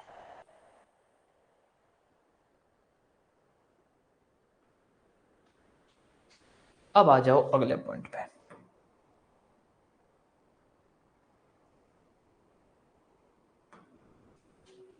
जिसके अंदर अपना पॉइंट आता है, अब दो पॉइंट पढ़ेंगे। काइंड्स ऑफ सेल बोल सकते हो आप, काइंड्स ऑफ सेल, जिसको हम बोलते हैं sale by description, sale by sample. अब ध्यान देना, सेल बाय डिस्क्रिप्शन का सिंपल सा मतलब होता है कि भैया जैसा मैंने आपको चीजें बताई उसी के बेस पे सेल हुआ। मैंने आपको कोई पहले सैंपल नहीं भेजा। जैसे फॉर एग्जांपल, हाँ, मान लो ये किताब है, ये किताब है, ठीक है, ये किताब है, ठीक है। मैंने ये किताब मान लो आपको बेचनी है, तो मैं आपको इस किताब के बारे में बताता हूँ, ये किताब क्या है, इस किताब में क्या क्या बातें बताई गई हैं, क्या आपके लिए फायदेमंद हो सकता है, ये सब चीजें क्या आपके काम आएगी, दैट इज डिस्क्रिप्शन। सैंपल क्या है? मैंने आपको इस किताब का एक सैंपल भेजा कि भैया ये लो सैंपल रखो, इसको देखो, यूज करो, पढ़ो, पसंद आए फिर आप बता दो, that is sale by sample. जैसे नॉर्मली हम लोग करते हैं कि भाई क्या करते हैं, पहले बच्चे को ट्रायल क्लासेस देते हैं कि भैया 3 दिन तक आप क्लासेस करो, अगर उसके बाद आपको पसंद आए तब कंटिन्यू करना, तो that is sale by sample. Description क्या है? हमने कोई उसको क्या कह सकते हैं, डेमो क्लासेस कुछ नहीं दिए, नॉर्मली बताया कि क्लासेस कैसी होंगी, क्लासेस में क्या करवाया जाएगा, नोट्स कैसे होंगे, क्या करवाया जाएगा, क्या क्या कोर्स होगा, बस। कोई किसी भी तरह का कोई क्या बोलते हैं उसको, ट्रायल क्लासेस जो होती हैं वो नहीं दी गई, डेमो क्लासेस जो बोल दो, दैट इज डिस्क्रिप्शन। तो सेल दो तरह से होती है किसी भी चीज की, डिस्क्रिप्शन और सैंपल। अब ध्यान देना, सेक्शन 15 जो है वो बात करता है सेल बाय डिस्क्रिप्शन की, सेक्शन 17 बात करता है सेल बाय सैंपल की। अब एक और चीज, कौन सा सेक्शन बात करता है sale by description as well as sample? Section 15। अब ध्यान दे देना, वो ये कह रहा है कि भैया डिस्क्रिप्शन काइंड्स दो तरह से सेल होते हैं, डिस्क्रिप्शन एंड सैंपल। डिस्क्रिप्शन से कौन सा सेक्शन है 15 और सैंपल का कौन सा है 17। और description as well as sample, description as well as sample मतलब डिस्क्राइब भी किया चीज क्या है और फिर उसके बाद उसको सैंपल भी दिया, दोनों सेक्शन 15। अब ध्यान देना,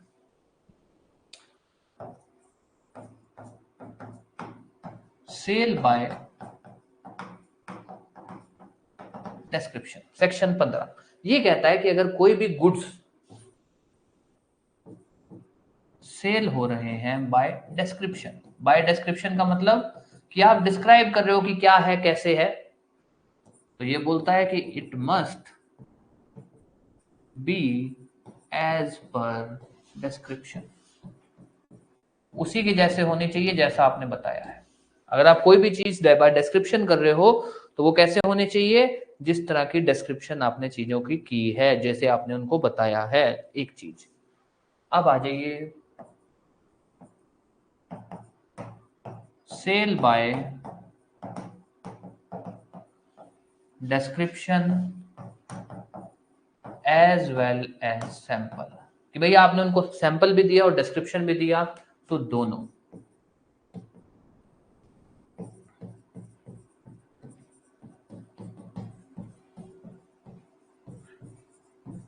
गुड्स जैसे डिस्क्राइब किए गए हैं वैसे भी होने चाहिए और सैंपल जो आपने दिया था वैसे भी होने चाहिए, दोनों होने चाहिए।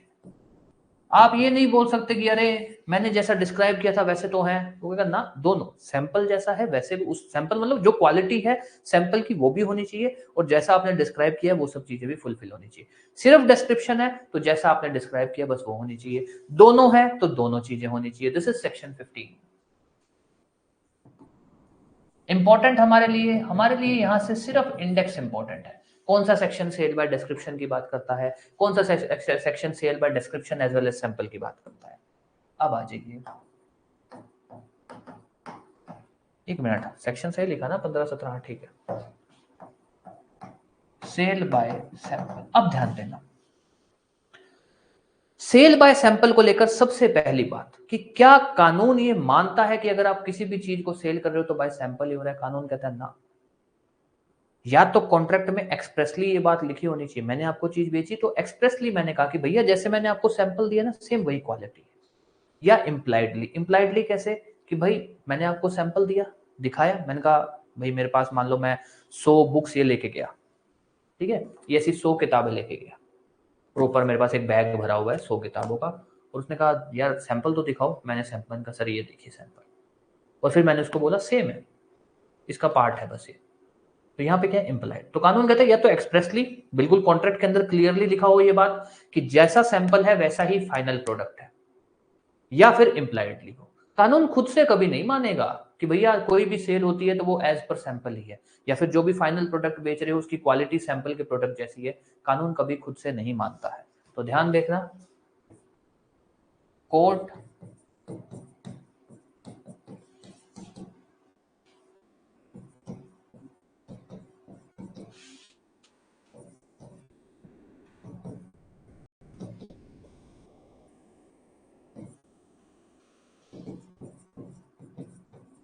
कोर्ट कभी ये बात नहीं मान लेकर चलता, कभी खुद से नहीं लेगा कि भाई हाँ भाई हर सेल सेल बाय सैंपल होती है, नहीं।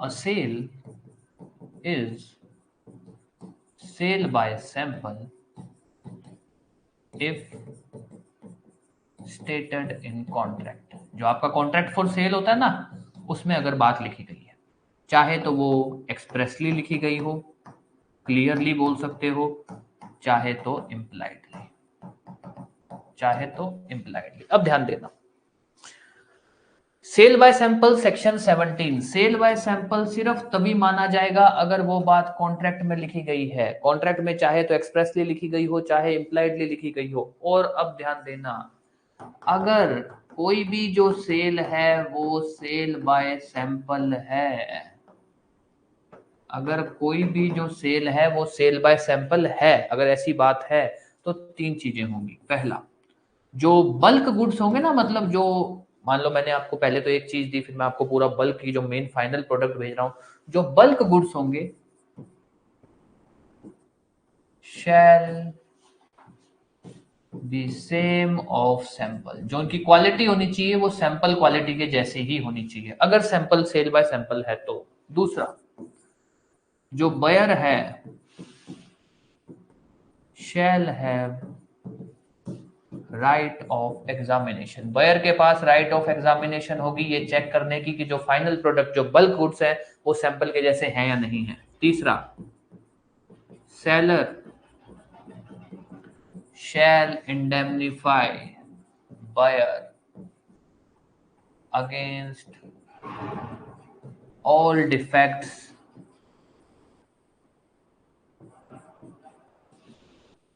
not clearly visible। अब ध्यान देखना, अगर सेल बाय सैंपल कभी भी होता है, चलो ये तो पॉइंट वाजिब है कि भैया सैंपल का जो प्रोडक्ट है और जो फाइनल प्रोडक्ट है वो सेम क्वालिटी की होनी चाहिए। दूसरा, बायर के पास राइट होगी एग्जामिनेशन की, वो फाइनल प्रोडक्ट बल्क गुड्स का एग्जामिनेशन कर सकता है। तीसरा, सेलर जो है वो बायर को उन डिफेक्ट से भी इंडेमनीफाई मतलब वो क्लेम देगा जो डिफेक्ट क्लियरली विजिबल नहीं है। क्लियरली विजिबल मतलब कि अगर बायर एग्जामिनेशन भी कर लेता तब भी वो चीज उसको पता ना लगती। कई चीजें ऐसी होती हैं जो गुड्स को यूज करने पे पता लगती है, जैसे कोई टेक्निकल चीज है, मान लो ये बोर्ड है, जब तक आप इसको यूज नहीं करेंगे तब तक कैसे पता लगेगा, देखने में तो सब एक जैसे लगेंगे। तो ये है, तो सेल बाय सैंपल अगर होता है तो ये तीनों चीजें होती है। तो अब ध्यान दे देना, आपसे जो क्वेश्चन पूछा जा सकता है, आपसे एग्जामिनर इतना इन डेप्थ नहीं जाएगा, आपसे क्वेश्चन सिर्फ दो क्वेश्चन पूछेंगे। एक, सेल किस तरह की होती है, दो तरह की, sale by description, sale by sample. कौन सा सेक्शन सेल बाय डिस्क्रिप्शन की बात करता है, 15। कौन सा सेक्शन सेल बाय सैंपल की बात करता है, 17। कौन सा section sale by description as well as sample की बात करता है, 15। सेल बाय डिस्क्रिप्शन अगर होती है तो क्या बात होती है, सिंपल सा है कि भैया जो प्रॉपर्टी है वो एज पर डिस्क्रिप्शन होनी चाहिए, और description as well as sample तो दोनों चीजें, डिस्क्रिप्शन और सैंपल दोनों होनी चाहिए। क्या सेल बाय सैंपल इन्फर्ड मतलब कानून डीम करता है क्या कि कोई भी सेल होती है तो वो सेल बाय सैंपल ही होती है? नहीं, कानून नहीं मानता। अगर कॉन्ट्रैक्ट में एक्सप्रेसली या इम्प्लाइडली वो चीज लिखी गई है तभी कानून मानेगा। देन कम्स, अगर सेल बाय सैंपल होती है तब क्या चीजें लगती हैं, तीन चीजें लगती हैं। कोई भी डाउट कुछ भी अभी तक, लास्ट टॉपिक होगा अभी, 10 मिनट की क्लास और होगी, कोई भी डाउट कुछ भी किसी भी तरह का। फिर अपने आते हैं लास्ट पॉइंट पे जो है अपना इम्प्लाइड अथॉरिटी। इम्प्लाइड अथॉरिटी में दो चीजें पढ़ेंगे, एक कि अगर सेल होता है तो उसमें एक तो होती है अथॉरिटी, मतलब कि भाई अथॉरिटी एज टू टाइटल बोल सकते हो कि भैया सेल्स, जब भी सेलर किसी को कोई चीज बेचता है तो सेलर बोलता है कि हाँ यार मेरे पास मालिकाना हक है, मैं तुम्हें वो चीज बेच सकता हूँ। और भी दो तीन चीजों की वो उसको इम्प्लाइड अथॉरिटी बोल दो या फिर एक तरह से गारंटी देता है। और एक बात आती है कि अगर कभी भी सेल होता है तो कभी भी सेल में सेलर की ये गारंटी नहीं होती है कि जो क्वालिटी है वो सैंपल जैसी सेम है। सेलर कभी भी क्वालिटी की गारंटी नहीं देता है, सेलर सीधा बोलता है कि भैया चेक कर लो। इम्प्लाइडली बोल रहा हूँ भाई, दोनों में अगर मान लो कॉन्ट्रैक्ट ही हो गया ऐसा, सेलर ने बोला कि यार ले जाओ मैं गारंटी देता हूँ, अगर कोई भी गड़बड़ हुई मुझे वापस दे जाना, वहां तो सेलर ने गारंटी दे दी क्वालिटी की। पर अगर सेलर ने ऐसी कोई बात नहीं बोली है तो कानून खुद से नहीं मानेगा कि सेलर की गारंटी होती है as to quality. Generally seller की गारंटी एज टू क्वालिटी नहीं होती। तो दो चीजें अपने पढ़ेंगे अभी, एक सेलर जो है वो ये एक कोई भी कॉन्ट्रैक्ट फॉर सेल में सेलर जो है ये अथॉरिटी देता है, मतलब एक तरह से कुछ एक बातें हैं जिसका वो गारंटी देता है कि भैया मैं मालिक हूं, मैं ट्रांसफर कर सकता हूं। दो तीन और बातें अपने पढ़ेंगे। दूसरा कि जो सेलर जो है वो क्वालिटी की कभी गारंटी नहीं देता। और ये जो अपने बातें पढ़ रहे हैं ना, इसका मतलब ये है कि नॉर्मली अगर बायर और सेलर ने कॉन्ट्रैक्ट करते टाइम इसके अलग से कुछ बात लिख रखी है, फिर तो जो उन्होंने कॉन्ट्रैक्ट में बात लिखी है वो मानी जाएगी। बायर और सेलर ने सेल किया, मान लो मैंने आपको कोई चीज बेची और मैंने बोल दिया कि भाई गारंटी देता हूँ 6 महीने में कुछ भी हो जाए मेरे को वापस दे जाना, तो वहां तो मैंने क्वालिटी गारंटी दी है। पर अगर मैंने ऐसा कुछ नहीं बोला फिर क्वालिटी की गारंटी नहीं होती है। ठीक है, अब आ जाओ दो बात, section 14 and section 16। implied authority by seller। ये ध्यान देना, इसका सिंपल सा मतलब है कि सेलर जो है क्या क्या गारंटी देता है। सेलर जो है क्या क्या गारंटी देता है। ये जो बातें हम बोल रहे हैं, दोबारा बोल रहा हूं कि ये बातें तब लगती हैं अगर कॉन्ट्रैक्ट में इनके अलावा या इनसे अलग कोई बातें नहीं लिखी। पार्टी बायर सेलर ने कॉन्ट्रैक्ट किया, उसमें उन्होंने कुछ अलग से बातें लिख ली तो वो अलग बात, तो वही मानी जाएगी। नहीं कुछ लिखा हुआ तब ये मानी जाती है। तो ध्यान देना, इसमें 2 सेक्शन है, सेक्शन 14, सेक्शन 16। 14 कहता है कि सेलर गारंटी देता है टाइटल की, सेलर गारंटी देता है पोजेशन की, सेलर गारंटी देता है क्लेम की। 16 कहता है कि सेलर कभी भी no guarantee of quality, quality की कभी भी गारंटी नहीं देता सेलर। पर अपने इसमें पढ़ेंगे अपवाद, कि कब जो है माना जाएगा कि सेलर ने जो है गारंटी की क्वालिटी की जो है गारंटी दी है। तो 2 बातें हैं। अब आ जाइए सबसे पहला पे, section 14, implied authority as to title etc। तो ये कहता है भाई, इन कॉन्ट्रैक्ट फॉर सेल, कोई भी कॉन्ट्रैक्ट फॉर सेल होता है, सेलर, जो सेलर होता है, gives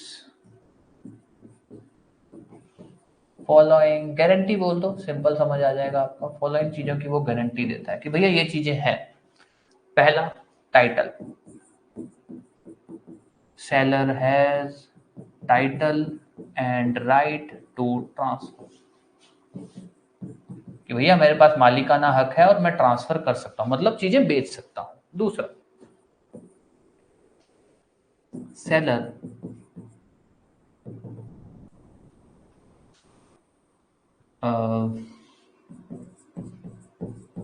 buyer shall have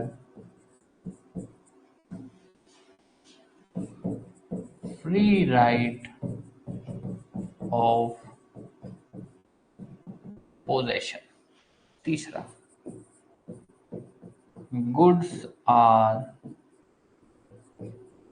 free from any encumbrance। एनकम्ब्रेंस को आप देसी भाषा में समझ लेना, किसी भी तरह के कर्जे से, मॉर्टगेज, चार्ज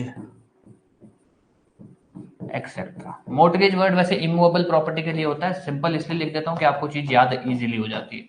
अब ध्यान देना, कैसे याद करोगे इसको, कि भाई जब भी सेलर कोई चीज बेचता है तो वो 3 चीजों की गारंटी देता है। एक, कि भैया मेरे पास मालिकाना हक है, मैं तुमको जो भी बेच रहा हूं ना, मेरे पास मालिकाना हक है। तो मेरे पास मालिकाना हक है, मेरे पास राइट है ट्रांसफर की, जिसको अपने बोल सकते हैं राइट टू सेल, कि मैं तुमको बेच सकता हूं, मेरे पास अधिकार है बेचने का। तो टाइटल बोल दो, सेल करने की राइट बोल दो। दूसरा, जो बायर है उसको वो ये गारंटी दे रहा है कि भैया तुम्हारी पोजेशन कोई नहीं डिस्टर्ब करेगा, तुम्हारे पास फ्री राइट ऑफ पोजेशन है, अगर तुम्हारी पोजेशन को कोई भी नुकसान होता है तो मैं देनदार हूं। तीसरा, कि जो गुड्स है ना, जो भी मैं आपको सामान बेच रहा हूं, उन पर कोई कर्जा कुछ नहीं है, no encumbrance no charge, PCS। अब ध्यान देना, क्या क्या गारंटी देता है, कि भैया बायर तुम्हारे पास फ्री राइट है, तुम्हारे पास कब्जा है, तुम्हारा कब्जा कोई नहीं ले सकता। प्रॉपर्टी पर किसी भी तरह का कोई भी कर्जा वगैरह कुछ नहीं है, तुम्हारी प्रॉपर्टी कोई देनदारी कुछ नहीं है। तीसरा, मेरे पास राइट टू सेल है, मैं बेच सकता हूं। अब ध्यान देना, जो सबसे इंपॉर्टेंट बात है, ये जो राइट टू सेल की जो कंडीशन है ना, या जो गारंटी है, इसको हम बोलते हैं कंडीशन। कंडीशन का मतलब क्या है, कि अगर राइट टू सेल वाली बात का ब्रीच होता है, सेलर ने कहा कि भैया मैं बेच सकता हूं, मेरे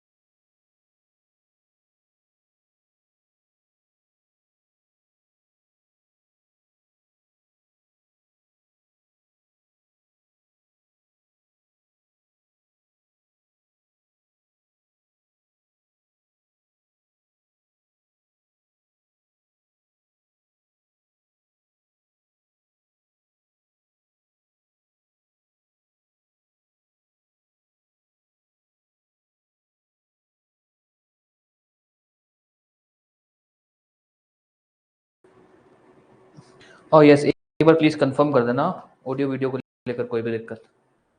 वो एक्चुअली क्या कई बार इलेक्ट्रिसिटी वजह से ऐसा कुछ हो जाता है, इसे एक बार प्लीज कंफर्म कर देना। ऑडियो वीडियो को लेकर तो कोई दिक्कत नहीं है, फिर अपने क्लास दोबारा बात करते हैं।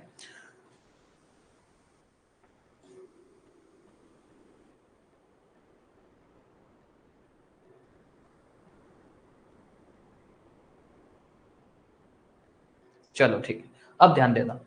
तो पहला जो अपने पढ़ रहे हैं भाई, सेलर दो चीज की गारंटी देता है, एक तो टाइटल वगैरह की और दूसरी अपने पढ़ेंगे क्वालिटी की। तो सेलर जो है तीन चीजों की गारंटी देता है। पीसीएस बोलता है भैया बायर तुम्हारे पास फ्री राइट रहेगी, तुम्हारी पोजेशन को कोई डिस्टर्ब नहीं कर सकता। दूसरा कि भैया मैं जो तुमको सामान बेच रहा हूं ना, उस पर किसी तरह का कोई देनदारी, कोई चार्ज, कोई कर्जा कुछ नहीं है। तीसरा मेरे पास अधिकार है, मैं बेच भी सकता हूं, मेरे पास राइट टू सेल है। अब ध्यान देना, हालांकि बहुत कम चांस है बट एग्जामिनर पूछ सकता है कि जो ये राइट टू सेल है ना, अगर उसका ब्रीच होता है तो सेलर कहता है भैया मेरी गारंटी है कि मैं तुम्हें सामान बेच सकता हूं, और वो ब्रीच है, मतलब उसके पास वो राइट थी नहीं, तब क्या हो सकता है?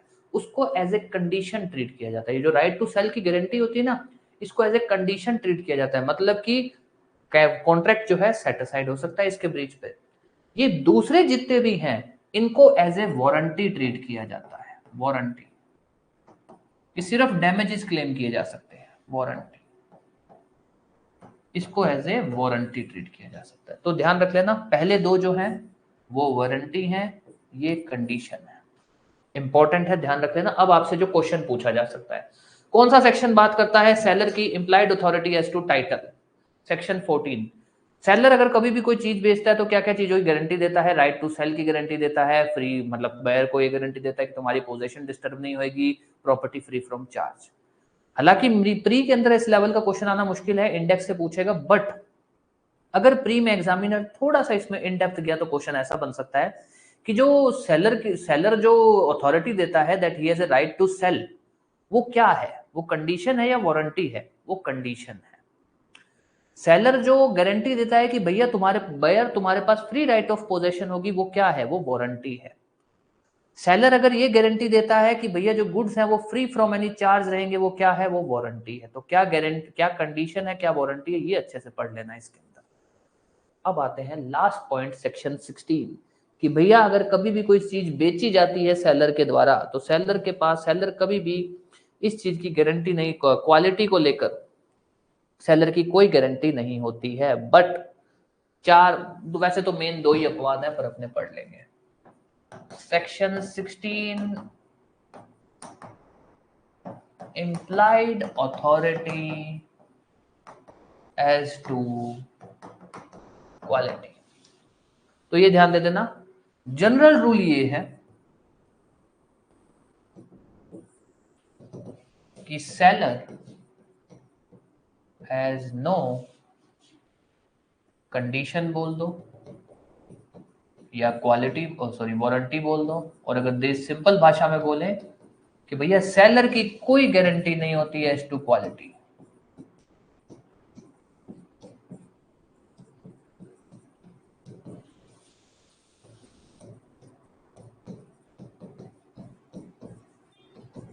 चाहे तो कुछ भी इंप्लाइड एक्सप्लाइड कैसे कुछ भी मान लो, सेलर की कोई गारंटी नहीं होती क्वालिटी को लेकर। अब आ जाओ कि भाई सेलर की कब गारंटी होती है क्वालिटी को लेकर? अपवाद, पहला,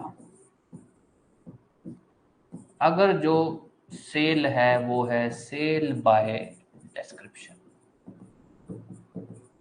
अगर जो सेलर सामान को बेच रहा है वो डिस्क्राइब कर रहा है, बता रहा है कि ये क्या है, कैसा है, अगर वो इन चीजों को जो भी उसने बताया है, अगर उन चीजों को वो क्या कह सकते हैं, उन चीजों पे अगर खरा नहीं उतरता है, तब उस चीज में सेलर की गारंटी होती है। तो सेल बाय डिस्क्रिप्शन के केस के अंदर सेलर की गारंटी होती है एज टू क्वालिटी। दूसरा, buyer has defined purpose to seller। Buyer ने अपना पर्पस बताया, मेरे को चीज किस लिए चाहिए। मान लो मैंने फॉर एग्जांपल ये पैनल खरीदा और मैंने उनको बोला कि भैया मेरे को क्लास पढ़ाने के लिए चाहिए, हमारे 6 घंटे पैनल चलेगा, 6 घंटे पैनल चलेगा, इसके अंदर इतनी स्टोरेज की हमको जरूरत पड़ेगी, जो भी मैंने उनको बकायदा बताया। अब वहां पर वो उनकी गारंटी है। कल को वो ये लोग बोल दें कि भाई हमारा पैनल तो सिर्फ 2 या 3 घंटे दिन में चल सकता है, आपने तो मैंने कहा, मैंने उनको बोला कि मैं उनको ये बोलूंगा कि भैया मैंने आपको बताया था ना, भैया कोचिंग इंस्टीट्यूट है, 6 घंटे क्लास होती है, जब 6 घंटे क्लासेज होती हैं तो कभी लगातार भी 3-4 घंटे की क्लास हो सकती है, तो आपको तो पता होना चाहिए। वहां पर अगर बायर ने अपना पर्पस बताया कि भैया मेरा क्या पर्पस है उस चीज का, और सेलर ने उसके हिसाब से उसको सामान दिया, तब सेलर की क्वालिटी गारंटी होती है। सेल बाय डिस्क्रिप्शन है तब क्वालिटी गारंटी होती है। तीसरा, कस्टम। अगर एज पर कस्टम या यूजेज, उस एरिया के कस्टम या यूजेज में ऐसा है कि जो भी सेलर सामान बेचेगा क्वालिटी गारंटी देगा। चौथा, as per contract. As per, अगर कॉन्ट्रैक्ट फॉर सेल के अंदर, या मैं ये बोलूं कॉन्ट्रैक्ट फॉर सेल बोल दो, या as per sales of goods act, उसके हिसाब से अगर कहीं पर भी कोई प्रावधान है कि सेलर की क्वालिटी की गारंटी होगी, तब होगी। तो ध्यान दे देना, अगर सेल बाय डिस्क्रिप्शन होता है तब सेलर की क्वालिटी गारंटी होती है, बायर ने अगर पर्पस बताया तब क्वालिटी गारंटी होती है। लोकल कस्टम या यूजेज के हिसाब से जो भी एरिया है वहां पर यह है कि सेलर की क्वालिटी गारंटी होती है, तब क्वालिटी गारंटी होगी। या फिर एज पर कॉन्ट्रैक्ट या as per sales of goods act अगर कहीं पर भी लिखा गया है कि सेलर की क्वालिटी गारंटी होगी, तब गारंटी होगी, जनरली गारंटी नहीं होती। तो टॉपिक पे आ जाते हैं दोबारा। Implied authority. इम्प्लाइड अथॉरिटी मतलब सेलर किन किन चीजों की गारंटी देता है। दो, सेक्शन 14, 16। 14 टाइटल, क्या सेलर कहता है भैया मालिकाना हक, मैं बेच सकता हूं, राइट टू सेल, ये गारंटी देता है कि बायर की पोजेशन डिस्टर्ब नहीं होगी। तीसरा, प्रॉपर्टी पे किसी भी तरह का कोई भी कर्जा नहीं, गुड्स पे कोई कर्जा नहीं। ठीक है, कौन सी चीज कंडीशन की कैटेगरी में आती है, कौन सी चीज वारंटी कैटेगरी में आती है, अच्छे से पढ़ लेना। देन सेक्शन 16 कि भाई सेलर अगर कभी भी कोई चीज बेचता है तो क्वालिटी की कोई गारंटी नहीं होती है जनरली, हालांकि उसमें अपवाद है, सेल बाय डिस्क्रिप्शन है, बायर ने अपना पर्पस बताया, कस्टम यूजेज, कॉन्ट्रैक्ट या फिर सेल्स ऑफ गुड्स एक्ट। ये आपका टॉपिक है, इंपॉर्टेंट टॉपिक है, छोटी छोटी सी बातें हैं। इसमें से प्री में आने लायक जो है, जैसे कि आपका ये सेक्शन 14, 16, यहाँ से आपका इंडेक्स पूछ ले तो मैक्सिमम है, अदरवाइज ये मेंस के टॉपिक बनते हैं। कंडीशन वारंटी आप थोड़ा अच्छे से पढ़ लेना, ये प्री में पूछा जा सकता है। कंडीशन का सेक्शन, वारंटी का कौन सा सेक्शन बोलता है कि कंडीशन वारंटी हो सकती है, या फिर ऐसे पूछ सकता है कि क्या वारंटी कंडीशन हो सकती है या नहीं हो सकती। बड़ा छोटा हो सकता है, छोटा कभी बड़ा नहीं हो सकता, ये चीज ध्यान दे देना। ओके, बस इतना सा है। कोई भी डाउट है, कुछ भी है तो पूछ लो, अदरवाइज क्लास अपनी तरफ से खत्म है।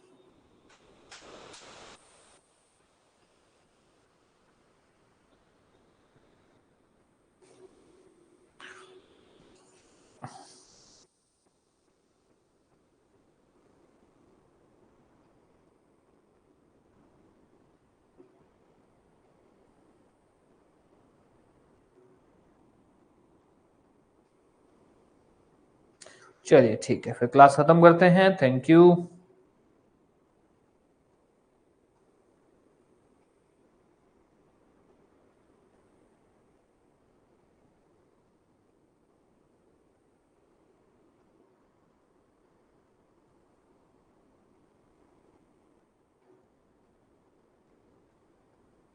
चलिए, ओके फिर, थैंक यू।